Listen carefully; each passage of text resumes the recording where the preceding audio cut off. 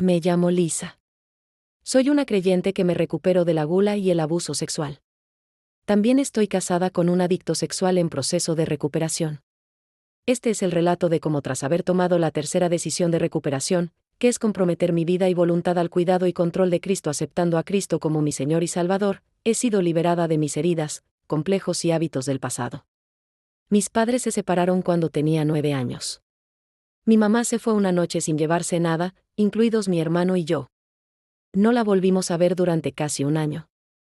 Cuando volvimos a vivir con ella, los novios de mi mamá abusaron de mí, tanto física como sexualmente.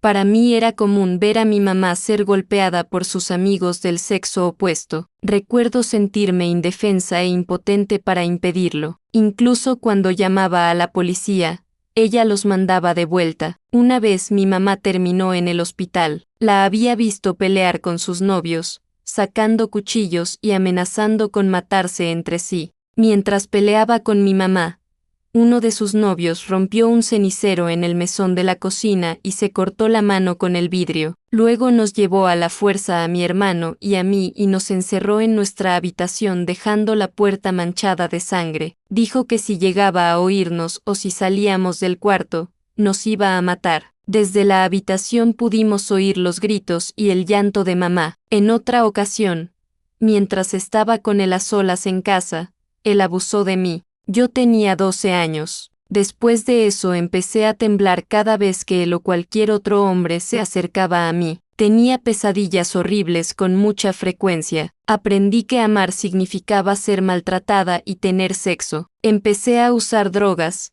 ingerir alcohol y ser promiscua a los 15 años. Estaba dispuesta a lo que fuera con tal de calmar el dolor y ser amada por cualquiera. Me casé a los 19 y fue el último día que vi a mi mamá, no porque hubiera estado en desacuerdo con mi boda, sino porque fue asesinada 5 días después. Fue apuñalada en su casa a altas horas de la noche. El responsable le prendió fuego a la casa tratando de encubrir el homicidio. Hoy, más de 20 años después, su asesinato no ha sido resuelto. No me cabe duda que fue resultado de las relaciones violentas que mi mamá optó tener con varios hombres. Mi primer matrimonio fue de corta duración pero produjo grandes galardones. Mis 2 hijos, Eric y Jason. Mi esposo era de temperamento irritable y se emborrachaba periódicamente. Solía llamarme a altas horas de la noche cuando se ponía a beber y me decía que recogiera mis cosas y me largara porque iba a traer a su nueva novia. Era muy controlador y me decía qué ropa ponerme,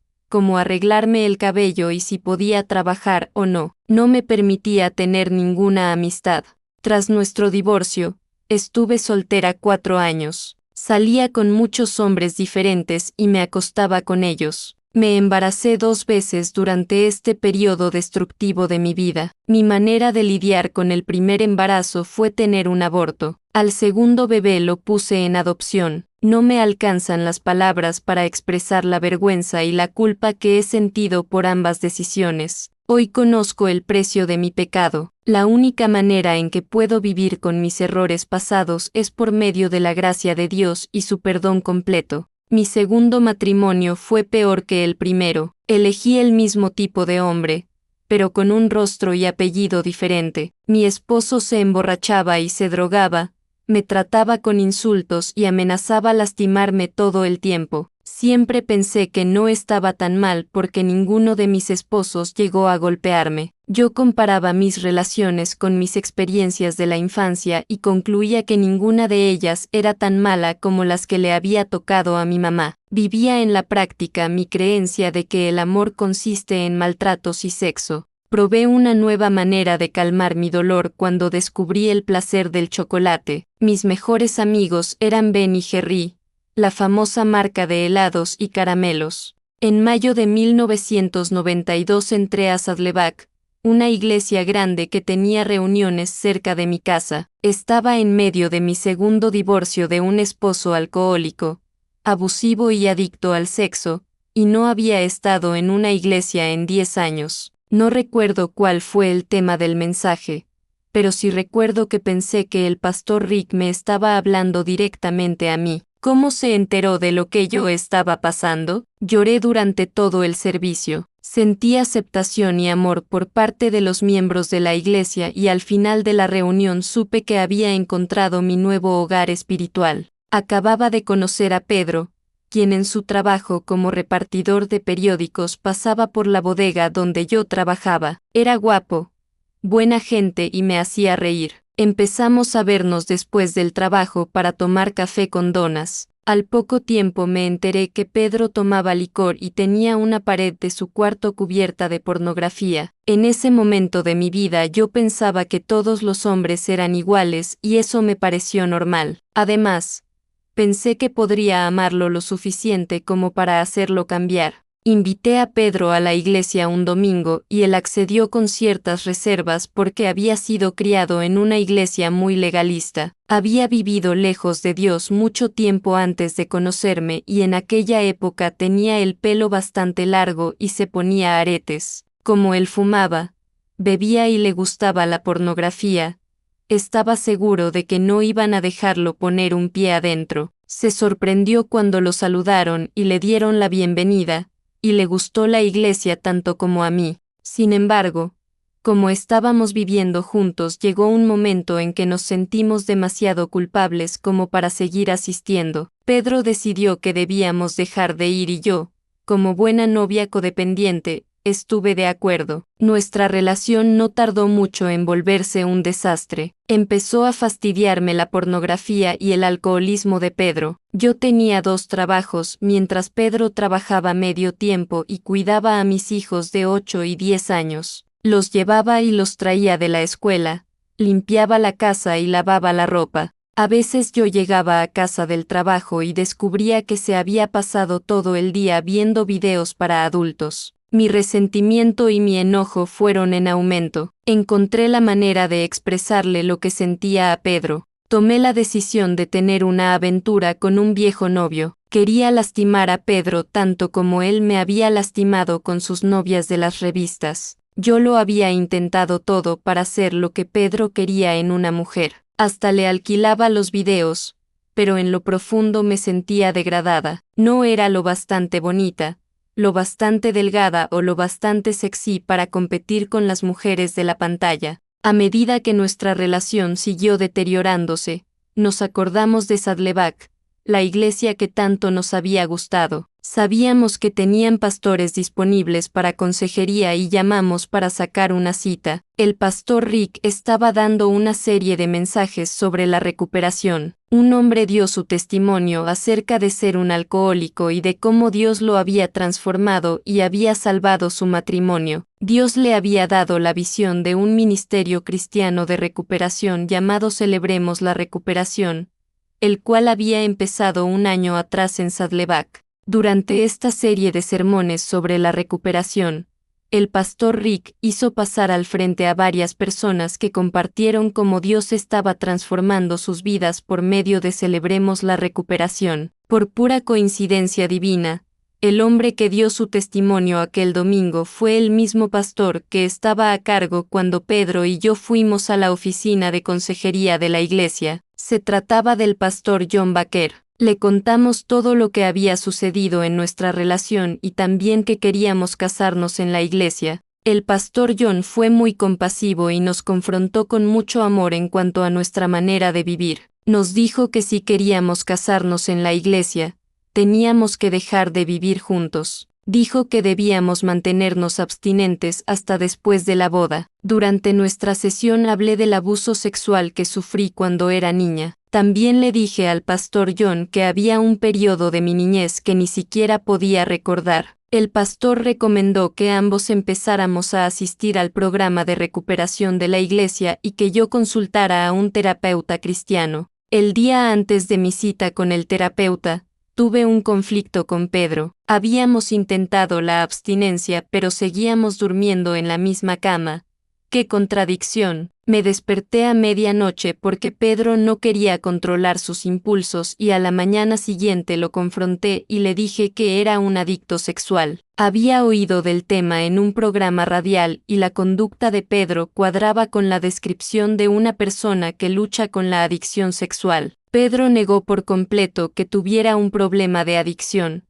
me dijo que simplemente tenía un impulso sexual muy desarrollado. Recuerdo haber oído algo parecido de mi primer marido. Le solicité a Pedro que me acompañara a mi primera cita de consejería. Le dije que era porque tenía miedo de ir sola, pero lo cierto es que le había dicho a la consejera que la única razón por la que había sacado la cita era que mi novio pensaba que yo necesitaba ayuda, cuando era él quien la necesitaba. Llegamos y le conté toda mi historia personal a aquella querida mujer. Ella escuchó y mostró tanta compasión que se ganó mi confianza. Al final de nuestra sesión, Pedro dijo, a propósito, ¿usted sabe algo acerca de la adicción sexual? Resulta que era su especialidad.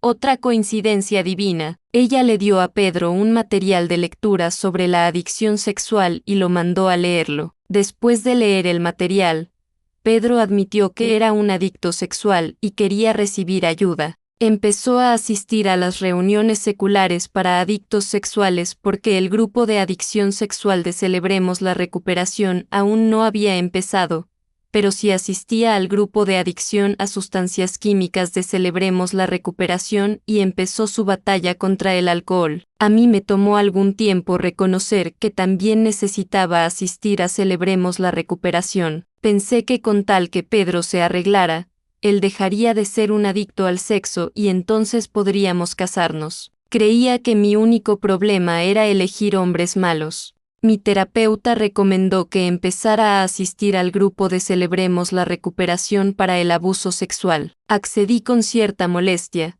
pero luego me di cuenta que así podría verificar el progreso de Pedro y constatar su asistencia. La idea me encantó. La primera noche quedé petrificada y no pude compartir mucho. Me sentía muy tímida y no me gustó que la gente me mirara a los ojos cuando hablaba. Como al mes de comenzar a asistir, una mujer compartió la historia de mi vida en sus propias palabras. Contó su vida, pero era exactamente como la mía. No lo podía creer. Sentí como si fuera una señal del cielo de que estaba en un lugar seguro y podía compartir sin temor. Me sinceré por primera vez. Les conté a las mujeres en aquel grupo experiencias que no había contado a nadie. Yo había creído que esas cosas estaban en el pasado y ya no me afectaban. El dolor y las lágrimas fueron abrumadores y a veces me sentí incapaz de continuar. Sin embargo, ser parte de aquel grupo y hablar abiertamente con estas mujeres me cambió la vida. Ellas lo sabían todo acerca de mí y de todas maneras me amaban y aceptaban.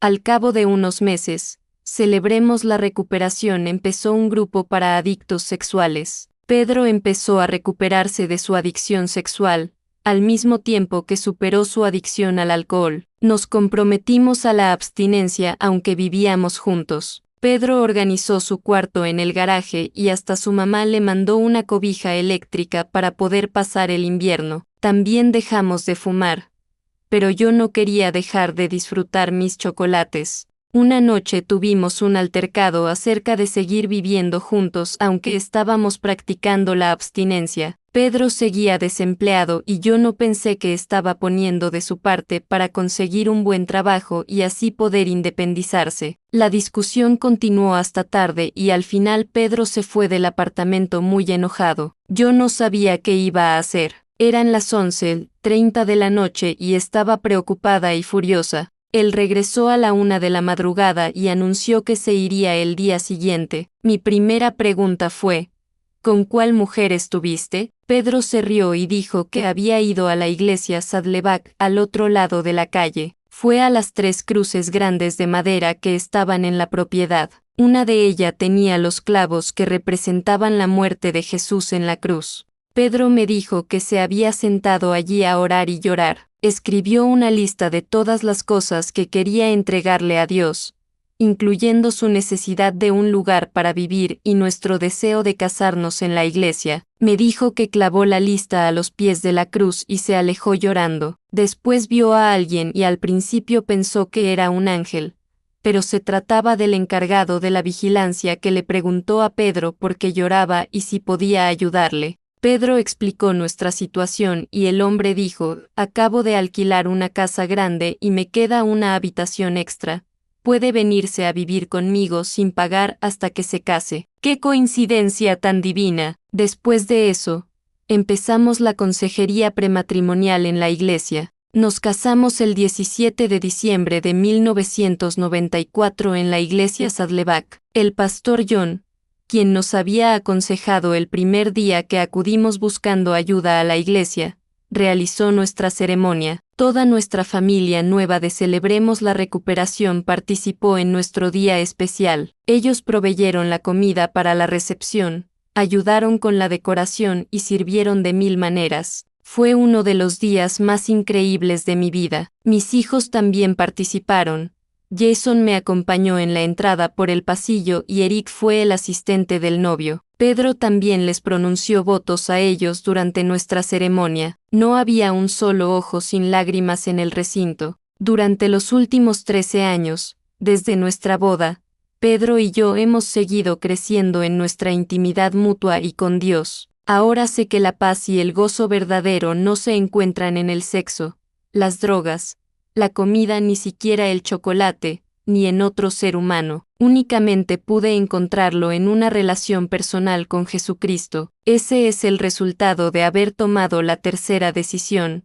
Cuando me decidí finalmente a tomar la decisión número 3, renuncio al control, comprometo mi vida y mi voluntad al cuidado y control de Cristo. Por medio de mi relación con Jesús, he sido capaz de perdonar a los que abusaron de mí, pedir perdón a quienes lastimé y entender que Jesús me perdonó en la cruz hace más de 2000 años. Ahora puedo perdonarme a mí misma y romper mi ciclo de desesperanza. Puedo vivir mi vida en respuesta a la gracia de Dios, no en búsqueda de ella. Estoy agradecida para siempre por lo que Dios ha hecho en mi vida. Él me ha dado en su iglesia una familia que me ama, me pide cuentas y me motiva a vivir con propósito y pasión sin igual. La emoción más grande de mi vida ha sido ayudar a otras parejas que luchan con problemas similares a los nuestros. Dios ha convertido mi tristeza y mi dolor en gozo y una razón para vivir. El siguiente versículo se ha convertido en uno de los lemas de mi vida. Convertiste mi lamento en danza, me quitaste la ropa de luto y me vestiste de fiesta.